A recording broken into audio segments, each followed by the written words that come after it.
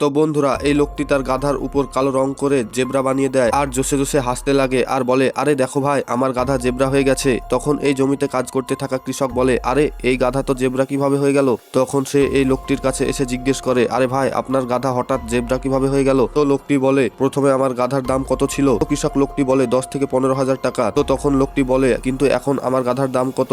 2 থেকে 3 লাখ টাকা হবে, কারণ এ জেব্রা হয়ে গেছে। তখন কৃষক জিজ্ঞেস করে, আরে ভাই, এটা কে কিনবে? তো লোকটি বলে, যে কিনবে সেই মুরগি নিজের পায়ে হেঁটে আমাদের গ্রামে আসতেছে। তখন কৃষক বলে, যদি এরকমটা হয় তো আমরা এলাকার সব গাধাকে জেব্রা বানিয়ে অনেক টাকা কামাবো। তারপর গ্রামে জেব্রা কেনার ব্যাপারী আসে আর এই জেব্রাটা দেখে তার খুব পছন্দ হয় আর সে জেব্রার মালিকের কাছে দাম জিজ্ঞেস করে। তো সে বলে 3 লাখ টাকা। তখন ব্যাপারী 2 লাখ টাকাতে ডিল ডান করে তাকে সব টাকা দিয়ে দেয় আর জেব্রাটা নিয়ে সে ওখান থেকে চলে যেতে লাগে। কিন্তু পরে ব্যাপারীর সাথে খুব খারাপ হয়, যেটা দেখার আগে আমাকে তোমার ছোট ভাই মনে করে ভিডিওটিতে একটা লাইক দিয়ে চ্যানেলটি সাবস্ক্রাইব করে দাও।